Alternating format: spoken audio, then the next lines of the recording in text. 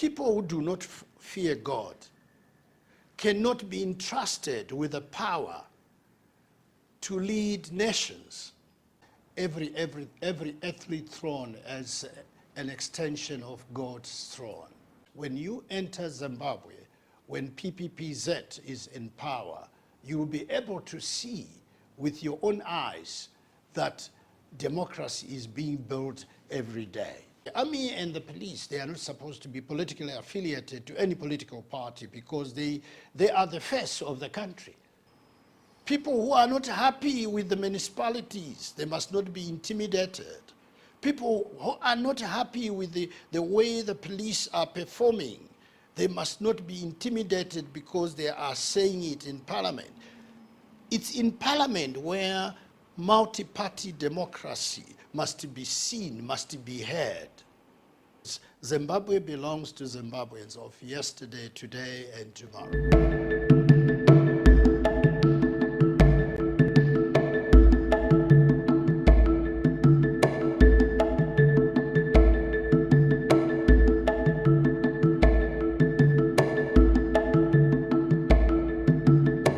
President Chiguvare, welcome. We thank God. Right. And I want to go right into it because we have quite a number of issues that you've highlighted you want to share with Zimbabwe as we step into 2026. So my first question is concerning the divine mandate. You mentioned that the PPPZ has a mandate from God, the Almighty. In a diverse democracy, President, how do you balance your religious convictions with the need to lead a rainbow nation of all faith and beliefs? As I've mentioned before, that every earthly throne is an extension for God's throne. Whoever has to be a president has to honor God, has to fear God, because when you represent the people, you are representing God, because every earthly throne is an extension of God's throne.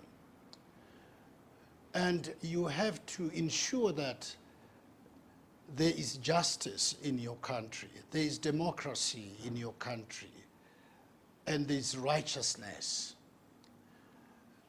Love starts from the top. You have to love your people.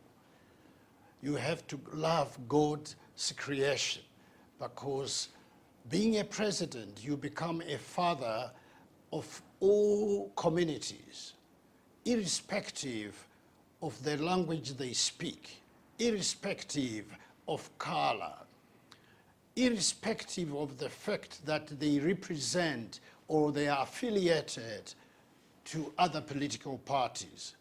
You are a president who must believe in multi-party democracy. And if there is no multi-party democracy in your country, then you are not fit to be a president of a rainbow nation. Right.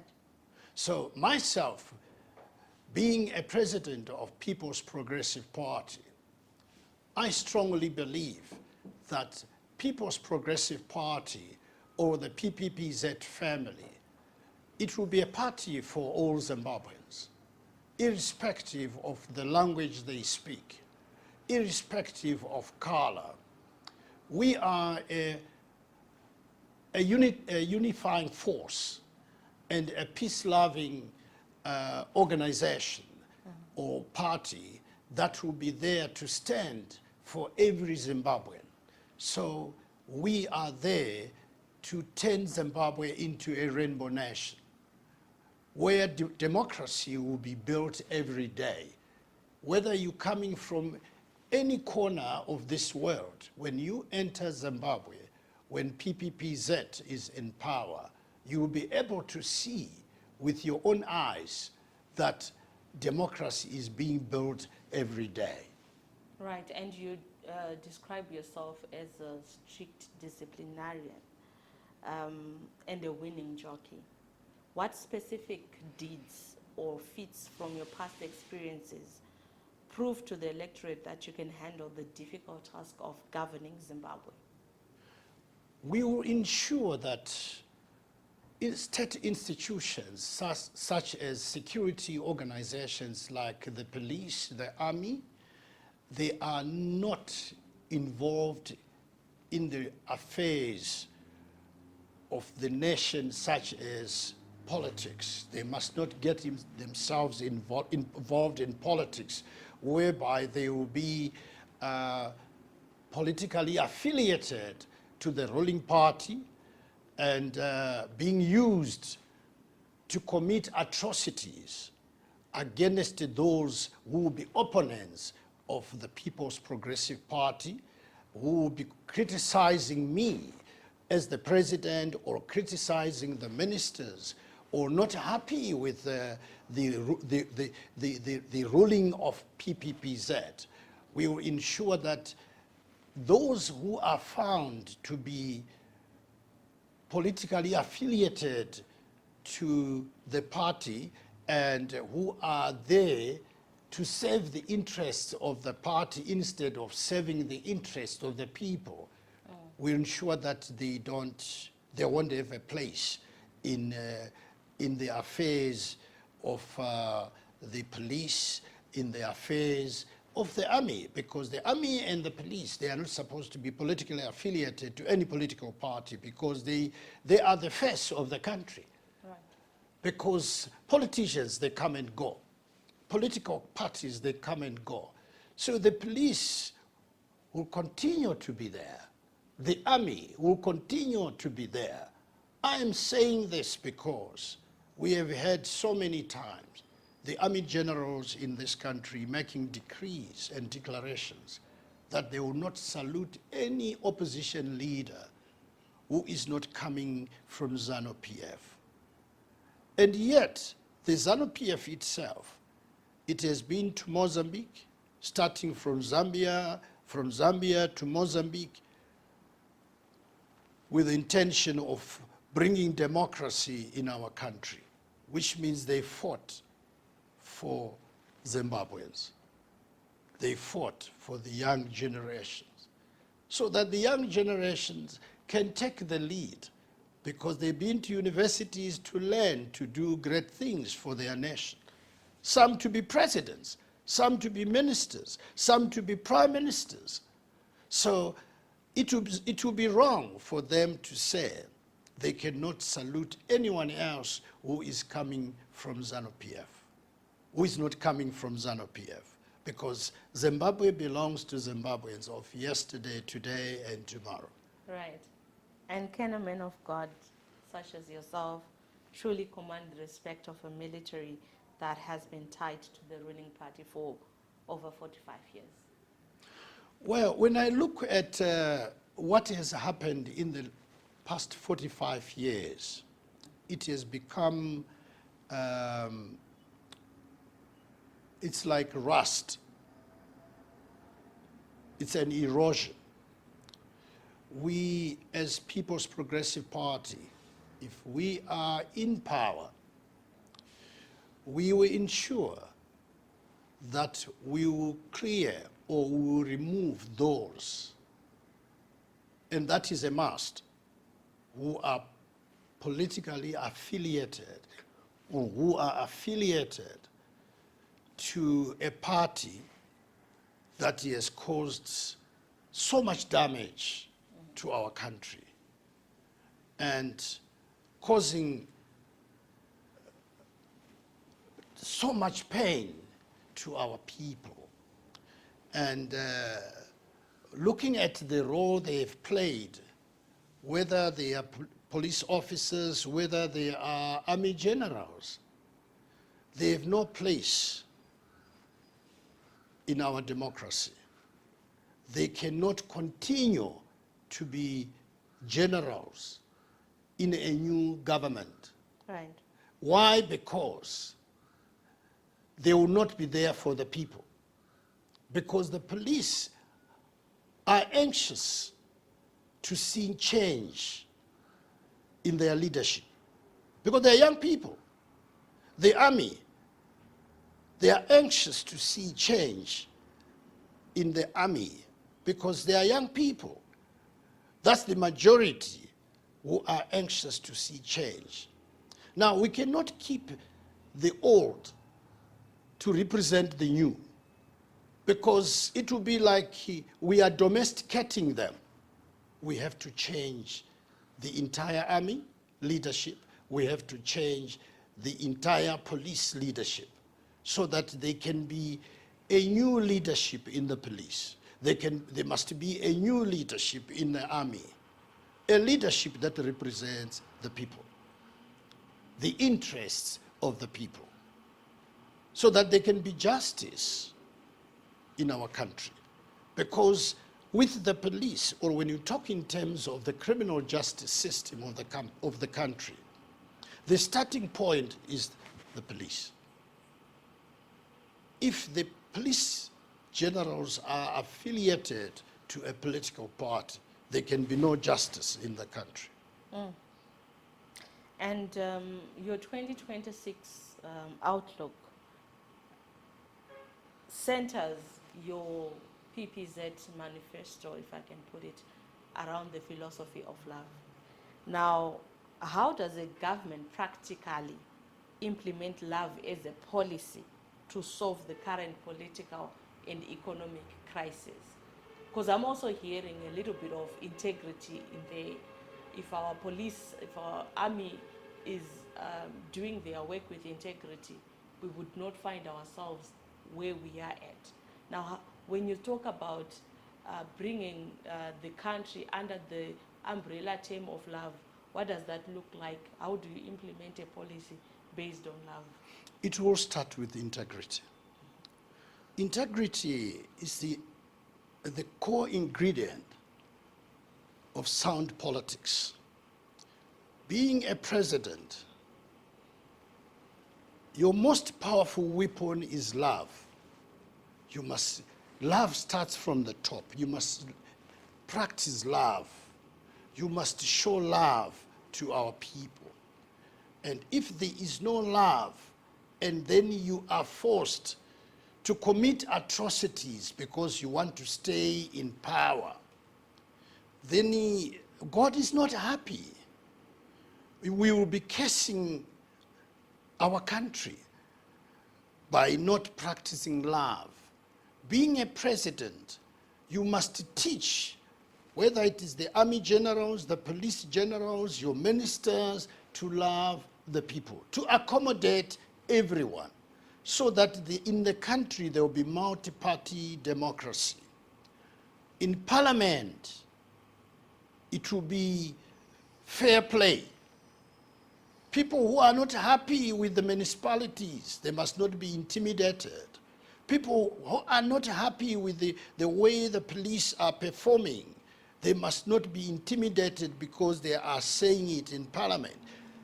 It's in parliament where multi-party democracy must be seen, must be heard. That applies to the way the judges, the magistrates are being appointed. Judges and magistrates must not be politically affiliated. They must not be appointed by a political party. They must be appointed on merit. Same as the police commissioner, same as the army commander. They must be appointed on merit. They must not be appointed because they want to use them tomorrow, or I want to use them tomorrow because I'm the president. I must appoint them on merit. And when we talk in terms of being a unifying force, there's a lot of work that has to be done by People's Progressive Party. There's been genocide in Midlands. There's been genocide in Matabeleland. That does not show love. We cannot unify, or we cannot bring unity in a country when we are not a unifying force. It's only the PPPZ, which is the People's Progressive Party, that is going to unite the country of Zimbabwe. Because If we go back to the vision of Father Zimbabwe, Joshua Nkomo, he was loved in Zimbabwe. We are talking of the four corners of this country. They all loved him. You could go to Mtare, the stadiums will be full. You could go to Gwanzura Stadium in Highfield. There is evidence you could fill up the stadiums. He was a unifying force. He was a unifying force. And it's very, very important for a president to be a unifying force. When you become a president, you are no longer a president of the party that you were leading before you became a president. You are now a father of a nation, not a father of a political party that you were leading before you became president. Right. You become a father of a nation. You also hear the grievances or the problems that are coming to your ears from other political parties. You have to accommodate them because they are Zimbabweans. But in a country of Zimbabwe today, political parties, which are opposition political parties, they are intimidated. They live in fear. Legal practitioners, they live in fear. Doctors, they live in fear. Teachers, they live in fear. They can't come open and put on the table their grievances. Some, they are threatened. They will be told that if they go on strike, they will be fired. Strike, it's a constitutional right, which when you're talking in terms of protest, protests are, it's a constitutional right to a teacher, to a doctor, to a nurse. Anyone in the private sector, they can go on strike. Anyone in the civil service, they can go on strike. It's a sign of showing that they are not happy. And then you as the president, you must hear them. And allow them to brainstorm their issues. Then if you are satisfied that it's making sense, and you implement it, then they start to cheer, then they'll be cheering, because that's when they will say they have a father in their nation. And to be a father of a nation, it's not an easy task, but for you to be perfect, you have to be a president or a father of a nation who fears God. Right. And you mentioned the genocide that happened in Midlands and Matabeleland region. And one of the things that you are constantly pushing for is the issue of commissions of inquiry. You have promised to immediately, should you become a president of this country, to immediately appoint 10 commissions of inquiry, including a Truth and Reconciliation Commission for the Gukurahundi massacres. How will these commissions be protected from political interference or military pushback? To me, it's a calling. And I am not in politics for self-enrichment. I'm not in politics for money. I am in politics to serve God, to represent his people, to be a blessing to his people. Desmond Tutu was the chairperson of the Truth and Reconciliation Commission in South Africa, and he did very well. He brought peace and he brought unity to the people of South Africa. Well, I strongly believe that the people of Zimbabwe, they deserve and they are entitled to a Truth and Reconciliation Commission, because they are Zimbabweans. They must not be afraid to pour out their hearts so that there can be peace. then it will be up to the commission to see what to do next when a Truth and Reconciliation Commission, which they are entitled to, starts unfolding. They will be celebrating to say, we now have democracy. Because those who were involved in atrocities, they are Zimbabweans. The law is blind to social distinctions. There's no one above the law. Even the Constitution says so. Those who have committed atrocities, they must have their day in court and be able to apologize to the people of Zimbabwe. As a man of God, I strongly believe that being a president one day, I have to do what I'm called for. I cannot bribe God, because God is God. Even if I can spend money on God's generals so that I can bring them around me to love me, but God is watching. God is God. Themselves, if they accept bribes, being army generals, to do what they are not supposed to do as army generals, they are committing an offense to God, because God is watching them, and God does not accept bribes. But it starts with the people actually fearing God in the first place. How do you tell somebody who doesn't fear God to fear God? Well, if they don't fear God, then they are not supposed to carry responsibilities of leading the people, because they will use that power to harm themselves and to harm the innocent. That's why we always say, people who do not fear God cannot be entrusted with the power to lead nations, to lead the people, because they can use the army to kill innocent people, because they are in power. They are sitting on a position of power, which position of power requires somebody who knows that for him to sit there is the grace of God.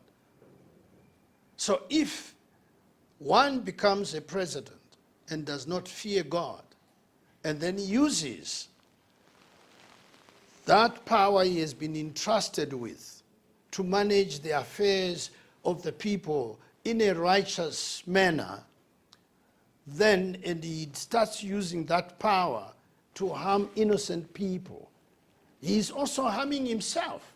This is why we're calling for Truth and Reconciliation Commission. And it's not only the Truth and Reconciliation Commission. Our commissions are going to go into the Reserve Bank. Our commissions are going to go into various ministries. Some people we are not appointed on merit. Some they don't even have the qualifications to be ministers. Some they don't even have the qualifications to be chief justices or judge presidents. Some of them, they are not even fit to be commissioners of police. Some are not even fit to be army generals. The leaders are supposed to lead by example. And leaders are supposed to be appointed on merit. And being appointed on merit means they must deliver. If they can't deliver, we now see sewage all over. We now see hospitals being turned into prescription hospitals, where doctors, they get to a stage whereby they stand with nothing to use to save the lives of the people when they have been in the universities for 7 years, being trained to save lives. So this is the situation that PPPZ has observed. Right. And you have called for the indictment of ZANU-PF leaders by the International Criminal Court. If the international community remains on the fence, What is your internal strategy to end what you call the impunity of mass atrocities you have described? We are knocking on every door, and we are certain that we are, at the end of the day, we are going to do what we are supposed to do, because change is imminent. And I've always said, power is not permanent, and that tomorrow is a mystery. Everything has got an expiry date. There's no doubt about it. No one can contest it. Everything has got an expiry date. We have seen it happening to a number of world leaders, some who were sitting on power, who could do great things that no one can contest. But how they ended, it was sad stories.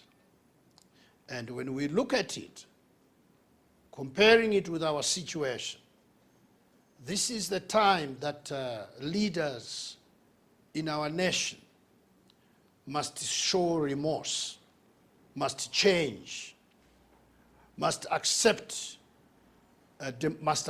where they've gone wrong, must be a unifying force,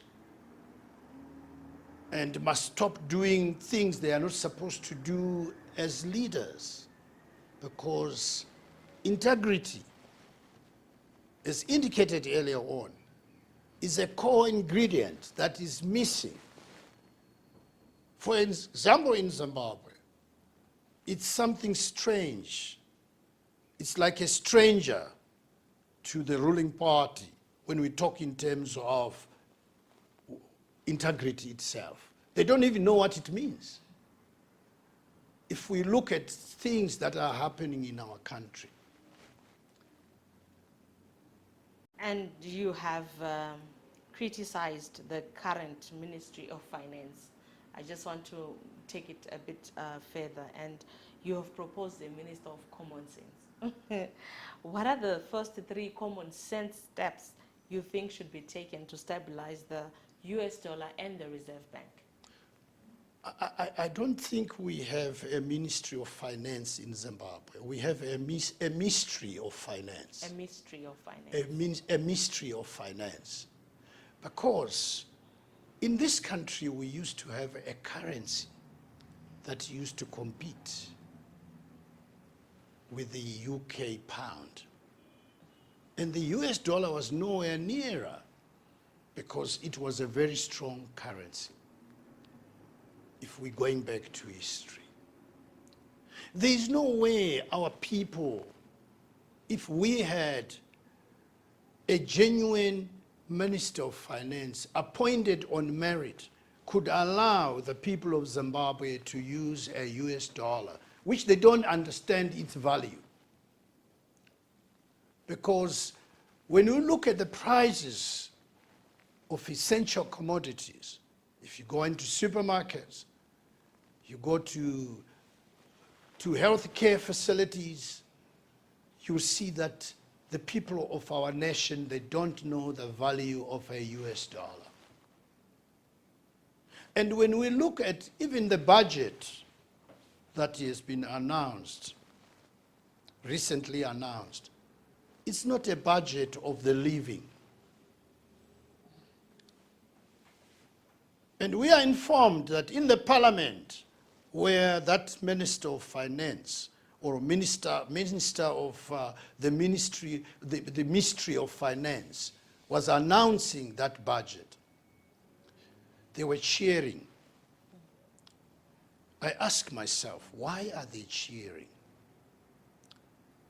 When women, they are talking to themselves in the streets, they can't afford to send their children to school. They can't afford to take their children to clinics and hospitals. Hospitals have turned into prescription hospitals. There are no good salaries, decent salaries for nurses. There are no decent salaries for teachers. There are no decent salaries for civil servants. The list is endless. Something is totally wrong. This is why you heard me saying Zimbabwe needs a new government of the people, by the people. Ministers must be appointed on merit. I remember, and you know it, and everyone knows it, there was a bank in this country which was called the Barbican Bank. It's a bank which was a fly-by-night bank. It was closed by overnight, and people lost their money. And I'm made to believe the same minister who is the minister of the Ministry of Finance was heading that bank. And he disappeared after closing that bank, and he suddenly becomes Minister of Finance. And today, we in a mystery. We don't even know what our tomorrow holds. We didn't have a fancy reserve bank. We had a reserve bank that was built, I think, 1950s. But that bank was doing a great job. There was no black market. There were no gold mafias. Every mineral was being processed and well documented by that reserve bank. But today we have a fancy reserve bank, and we don't have a currency. The currency that we are made to believe is our own currency, which is a Zimbabwean currency. We can't find it. You look for it. We are Zimbabweans. We don't even know where to find it. When you go into a supermarket, you want to buy something, they don't have change. They will ask you to take either a pen, biscuits, or sweets. We can't say we have a currency. We cannot say we have a minister of finance. We have a mystery of finance. So we desperately need to see something different. If I become a president of this country, I'll change all these things overnight because I know what to do. I have the experience. I've worked in various government departments. I've been in big business to an extent that I employed over 6,000 people. And I know where to start from. I'll be able to do my best in the security sector. We're talking of the police itself. We will have a proper police force where we will have no police who will say they don't have uniforms. They don't have typewriters or computers. They don't have generators in police stations where they use candles. If you go into where they stay, it's a mess. Those police stations used to be looked after. The police camps used to be looked after. Every year, there will be an annual inspection, making sure that everything is above board. Everything is inspected. There was accountability. I'll visit the army camps, the barracks, and see how soldiers are cooking their food. And bring in new equipment that can prepare food for them. I remember we used to have a big factory that used to produce beef, tinned beef in West Nichols. Army trucks used to go collect beef from there. Police trucks used to collect beef from there. The police were well looked after. The army were well looked after. They never complained that they don't have uniforms, they don't have food. Same applies with the police. Today the police, they are putting on riot blues when the police were having a wide range of uniforms which are meant for specific duties. But today, The police, they don't have enough uniforms. Some, they don't even have shoes. They have to buy their own shoes. We cannot say we have a minister of finance when government departments cannot be looked after by a ministry of finance. When hospitals have no medications, they don't have equipment.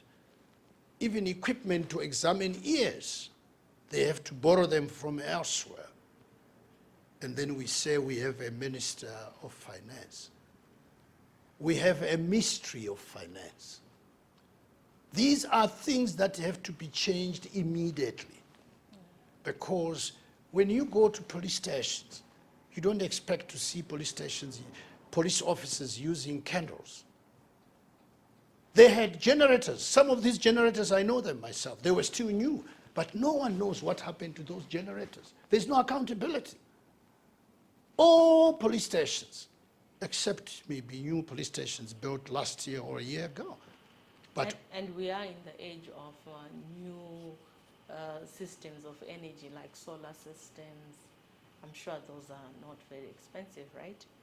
the money that is being used for on useless things, that money is supposed to be used to ensure that every police station has got solar panels so that they don't use candles. And this is why at times I'm forced to say Zimbabweans are victims of misplaced priorities. I want you to further explore on that, also considering the fact that our country is rich in mineral resources, you know, lithium, gold, diamond, platinum, you name it. And the state remains mad in poverty. Like, what specific hygiene will you introduce to, you know, our mining sector, our finance sector, to ensure that these resources benefit the citizens rather than being looted? If I'm to be president today or tomorrow, I'll educate those who are going to work with me, ministers, that they must know that all the minerals of this country, they don't belong to a political party. They belong to the people of Zimbabwe. No foreigner, like Chinese, must come and rip our country apart and take what they want, whatever they want, when everyone can see that there's no accountability. This is one of the reasons why I'm saying we don't have a minister of finance. We have a mystery of finance. Because a minister of finance is someone who gives the nation direction. He's the one who go to the president and say, Mr. President, we're in trouble. This must not be done. This must not be done. This must be stopped. What must be done is A, B, C, D. I'll give you one example. We have got millions of young people in this country who have no jobs. If today the government announced that we want to upgrade Zimbabwe's road and rail systems, more than 100,000 of our young people will benefit from that development. Why do I say that? The gravel is ours. The quarry stone is ours. The PPPZ cement is Zimbabwean. The tar itself, which the Chinese are making from our coal from Wanki and they're selling all over the world, that tar can be manufactured here instead of being manufactured by Chinese in China. That manufacturing of tar will create employment. Instead of taking the raw material from here to China, benefiting the Chinese, creating employment for the Chinese, instead of creating employment for Zimbabweans. If one day I am in that office as a president, the first thing that I'll do is to ensure that every mineral which is coming from the Zimbabwean soil is documented and goes through the Reserve Bank. No black market. And those who have been involved in black market, whether I think they are being called gold mafias, they must have their day in court because evidence is there. So there is a lot that needs to be done. We will ensure that that money we are getting from the minerals, it benefits the people. They must find medication in hospitals. Schools must be upgraded. They must be refurbished. That apply to the army barracks, their kitchens, their canteens, the camp hospitals, in the army barracks, the camp hospitals, in Morris Depot, Tomilson Depot, all government institutions, they must benefit from the money that is coming from the minerals. This is why I am saying today, Zimbabweans are victims of misplaced priorities. There's a lot of money that is being used on things that don't make sense. I've seen ladies dancing in rallies. After dancing, they are given cars, just for dancing. What image does that give? It reduces our women to dance for a car. Maybe it's my mother dancing for a car, my sister dancing for a car, and then she's given a car. That money is supposed to be used on something that can make a difference. A doctor sees a woman dancing and given a car, and at the hospital where he works, there's no medication. His brain starts to, because don't understand, do we have a government? What is this happening? So this is why I am saying our people are victims of misplaced priorities.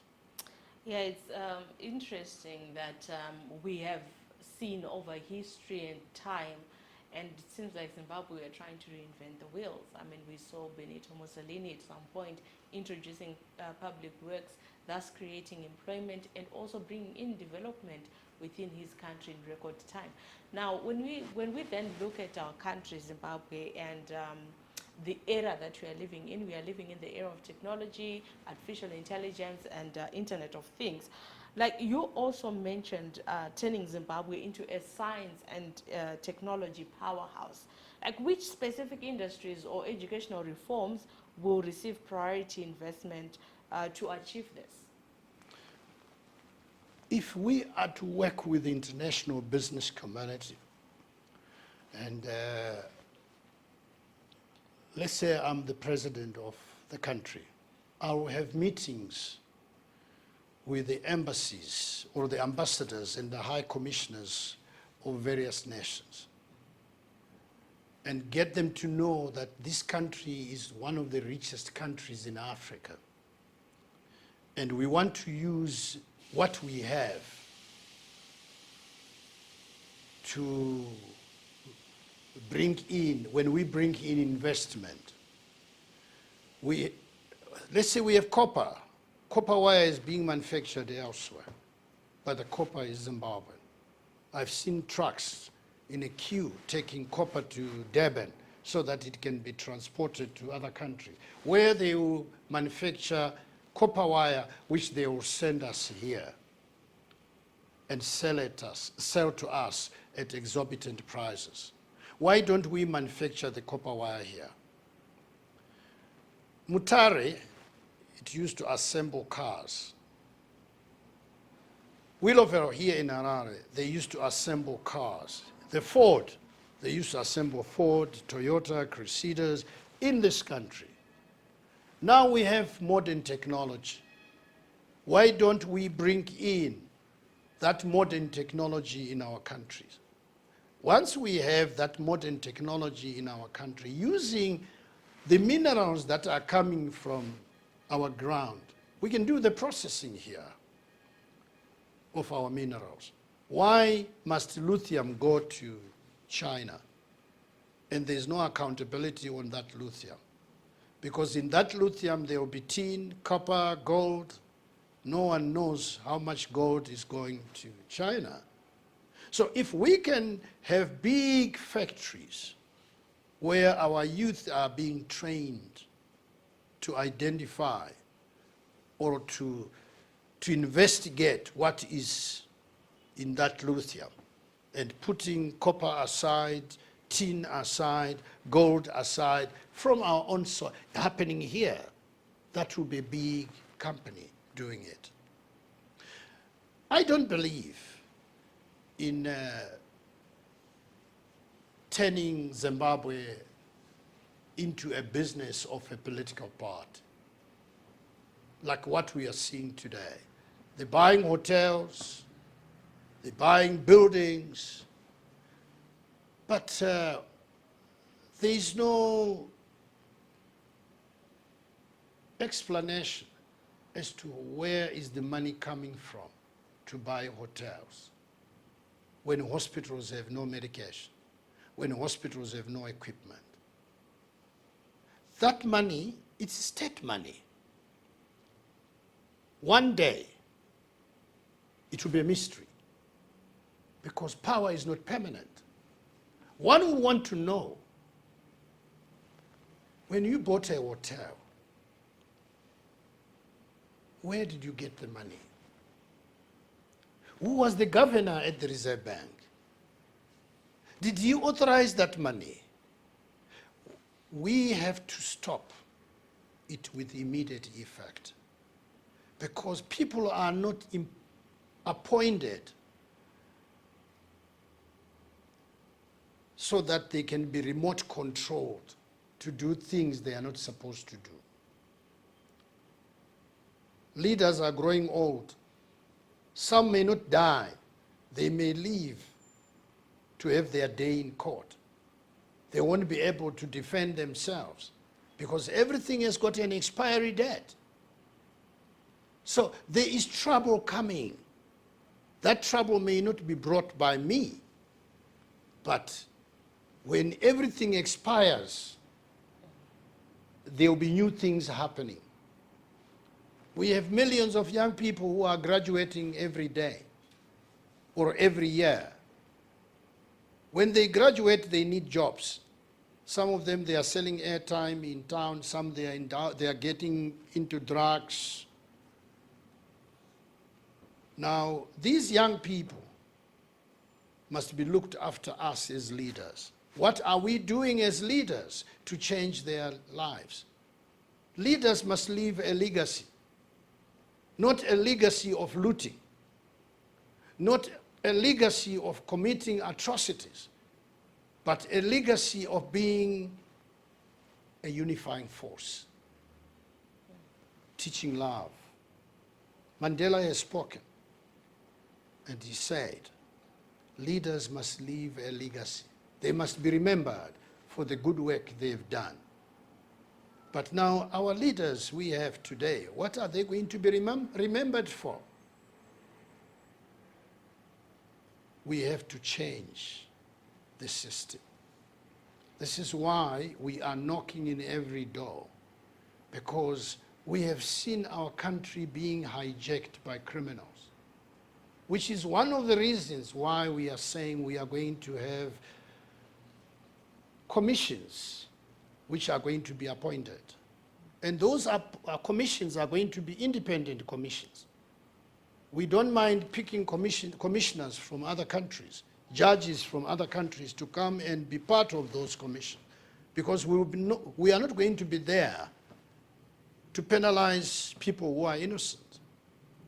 We want to see justice being done, right, so that no one will say that commission was not meant for justice.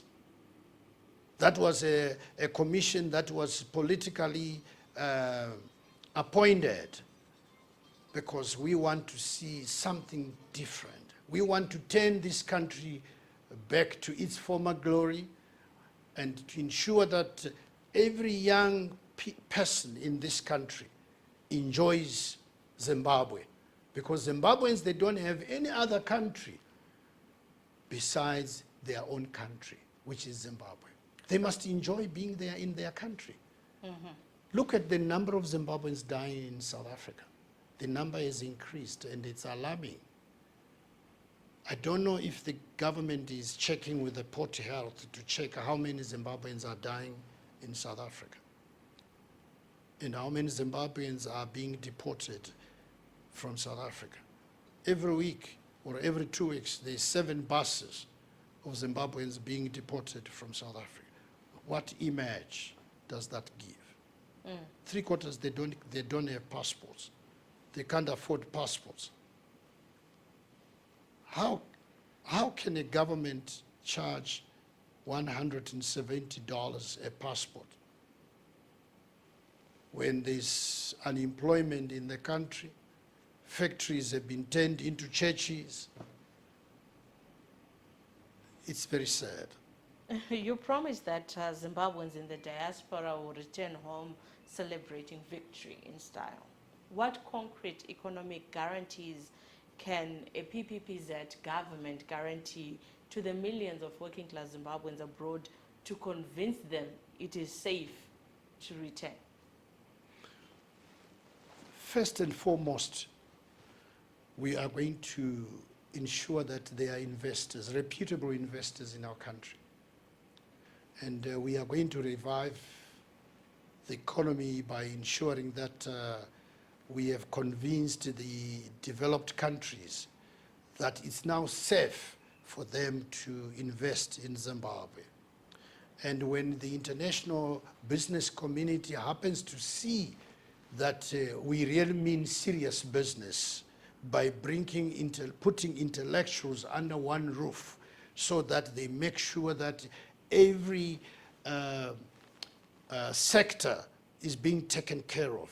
For example, the private sector is taking care of these investments, in foreign investment, and all the factories are functioning in a proper and business-like manner. And we have banks, international banks in the country, which banks are afraid to come into our country. We have to bring back Standard Bank, we have to bring back Barclays Bank, we have to bring back all the international banks must come into the country. And we will assure them that we don't have a mystery of finance. We have got ministers who are appointed on merit and everything is above board. And Zimbabwe does not belong to a political party. It belongs to the people of Zimbabwe. And they will all be protected. And that's the vision we have for our country. And how do you propose to dismantle the tribal divisions that have been used as political tools for the last 4 decades? I've always been saying Zimbabwe belongs to Zimbabweans of today, tomorrow. Zimbabwe belongs to Zimbabweans of yesterday, today, and tomorrow. When I am saying that, I am saying Zimbabwe is a home for all. No president, no minister hold the title deeds of this country. Being a minister or a president, you are a servant of the people. You have to love all the people, hear them, represent them, ensure that they are happy. Because it's their country, they must be happy. Because they belong to this country. We have to be a unifying force. The people of Masvingo, the people of Mutare, the people of Binga, the people of Matabeleland, when we look at Zimbabwe, we are one people. And we're going back to the vision of Joshua Nkomo. Joshua Nkomo is from Matabeleland, but his vision was of being a unifying force, representing the people of Zimbabwe, not looking at what language does one speak, not looking at which political party is this person be affiliated to. I think the biggest mistake was the leadership of the party. They didn't know what they're fighting for. They were in politics for self-enrichment. If we ask ourselves, what have they done since 1980? It's sad. They have no legacy. The children who are supposed to explain to their children tomorrow, they have nothing to explain besides being deported from neighboring countries, when their country is the richest country in Africa. If we look at how many mineral resources we have in this country, these mineral resources are for Zimbabweans. Having so many minerals in our country, our children are not supposed to be in neighboring countries. They are supposed to be here, because we are supposed to be having a lot of jobs for them. If you look at Botswana, it has got only diamond, beef and goats and tourism. The people of Botswana are happy. We don't even have Botswana people here. They only come because they come to their embassy here, because they are working here representing their embassy. They are comfortable with what they have. But here we are the richest in Africa. But those in power, they don't even know what our country is worth. They've turned our country to be a family or a party business, and the government has been turned into a party business. Nepotism, corruption, dominating the headlines. So we want to get rid of all that. This is why we want these commissions. And those commissions will leave nothing to chance. If I may not do it myself, but those who are hearing me, they will have to do it in order to protect what we have. You really paint a very bleak picture of Zimbabwe, and it kind of makes for sad listening. And I also realized that you have not stopped at looking at what the government has or has not been doing, but you've also considered the role of ruling parties, especially in South Africa, the ANC, and you've also looked at the African leaders, especially around SADC. And you said that they have been benefiting from the carcass of Zimbabwe. How would you reshape Zimbabwe's relations with neighboring South Africa and the SADC region as a whole? Some of the leaders of neighboring countries are going to be implicated in some of these commissions I'm talking about, because what we expect from the African leaders, they must hold their peers accountable. They must lead by example. Some of them are involved in looting on our minerals. And they are dominating the headlines as leaders of ANC and other nations. The evidence will be brought before the commissions. And some of them may be deported, may be extradited to come and face charges for the offenses they are committing in our country.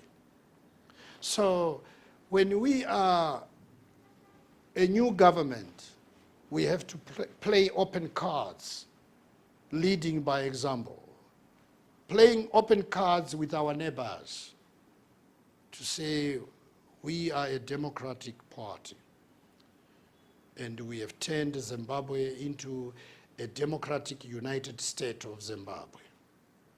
And we are here for the people. When the people of Zimbabwe are not happy, then we as the leaders, we are not happy. Which is one of the reasons why we are saying the commissions that I've mentioned, which are going to be appointed, are a number one priority. We know they are involved. That's why they failed to hold their peers accountable. This is why you find Zimbabweans are suffering when their country is the richest country in Africa. So there is no way we can associate ourselves with the dubious characters.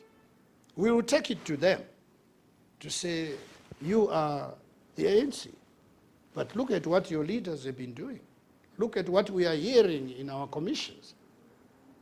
In Zimbabwe, we have not been having commissions, but it will be the first time in the history of this country to have such commissions, because they will be there for the people. You feel that the commissions that have been already been there have done nothing but to sanitize whatever it is that has been happening? They are remote controlled. And if we go to the Anti-Corruption Commission of this country and we check how many cases have they prosecuted and what are the results. I remember there was a minister involved with the monies that are for certain beneficiaries. And I remember that minister was incarcerated and was later given bail. And unexpectedly, when she was due to face trial, she could not face trial because the courts or the prosecution was made to believe that she has no control over her mental faculties. But today, as we speak, she's okay. So we have every reason to say some of the commissions where they were remote controlled. When we talk of commissions, we mean business. We mean serious business. And we are there to leave a legacy. And you've also stated that as a man of God, you will not participate in an election that is not credible. If the current regime refuses to implement electoral reforms, what actions or alternative path do you envision? Well, ZEC is finished. They may have offices and other people there calling them commissioners. They are finished. Because anytime soon, they are going to be answering questions in these commissions we are talking about. They have to take stock, because some of our people who are leaders today may be forced to change their surnames when they go into hiding because there's trouble coming. I've always been saying that tomorrow is a mystery. And when we talk in terms of elections, elections are not for a ruling party. Elections are for the people. They must be managed by the people themselves, not to be managed by a government because the ruling party wants to stay in power. No, elections are for the people. All right. The citizens have a right to vote, and they vote for what they believe in. They must not be obstructed. Elections must not be rigged. There mustn't be any fraud. We have seen fraud in Zimbabwe. We have seen election fraud and rigging in Zimbabwe. So those who have been involved and who have been spearheading that election fraud and rigging, they must prepare themselves for trouble that is coming.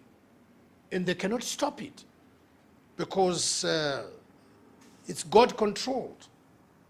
Because that's why we say everything has an expiry date. So, President, are you banking on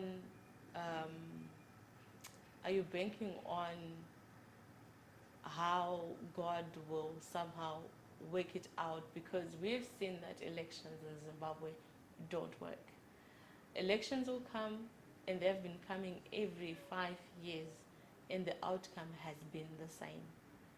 Are you hoping for a different environment in which the next election will be held that may tilt the results in favor of another party, which is not the ruling party, and in this case, which is your party?